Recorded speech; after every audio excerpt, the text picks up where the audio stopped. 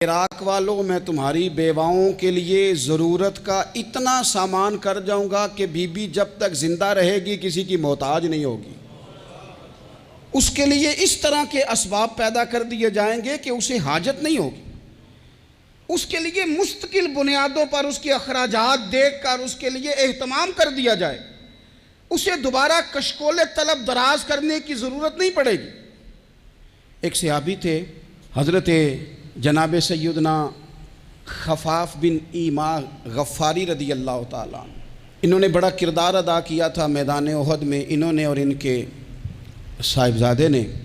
تو ان کی بیٹی ایک دن حضرت عمر کے پاس آئی۔ اب وہ بیٹی بیاہ کے جا چکی تھی، اس کی شادی ہو گئی تھی۔ حضرت خفاف بن ایما رضی اللہ تعالیٰ عنہ کی صاحبزادی اپنے سسرال چلی گئی تھی، وہاں اس کا خامد انتقال کر گیا۔ وہ خاتون واپس آ گئی، وہ حضرت عمر سے ملی، بیوہ عورت۔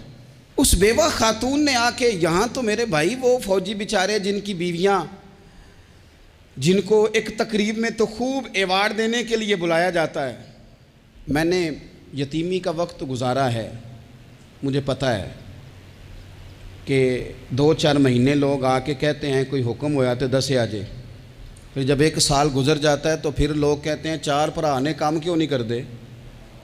تو ایسے تو نہیں نا کہ ابا ایسے ہی چلا گیا تھا، بڑا کچھ دے کے گیا ہے، کدھر ہے فلانی چیز؟ لوگوں کا نظریہ تھوڑے عرصے کے بعد اور ہو جاتا ہے۔ آپ نے بڑے بڑے شہداء کے گھروں میں ایوارڈ تو دیے، کیا کبھی آپ نے پلٹ کر دوبارہ غور کیا کہ ان کے بچے کہاں ہیں؟ ان کی بیوہ کس حال میں ہے؟ وہ زمانے کی تیز دھوپ اور تیز آندھی کا مقابلہ کیسے کر رہے ہیں؟ بغیر باپ کے جو انسان کو کھلے آسمان تلے وقت گزارنا پڑتا ہے وہ کتنا کو مشکل ہوتا ہے؟ وہ کس طرح ٹائم گزار رہے ہیں، یہ کبھی سوچا لوگوں نے؟ یہاں تو نرنگیے سیاست دوراں تو دیکھیے منزل انہیں ملی ہے جو شریک سفر نہ تھے، جو نکلے ہی نہیں تھے وہ منزل تک پہنچ گئے، اور جنہوں نے جوانیاں گزار دی وہ رستے میں رہ گئے۔ حضرت خفاف بن ایما کی صاحبزادی بیوہ ہو کے آ گئی، بچے ساتھ تھے، سرے راہ جناب عمر سے ملی اور مل کے کہنے لگی، حضور میں اس صحابی کی بیٹی ہوں جنہوں نے احد والے دن اپنے بیٹے کے ساتھ مل کے محاصرہ کیا تھا، بچے میرے یتیم ہو گئے ہیں، میں بیوہ ہوں۔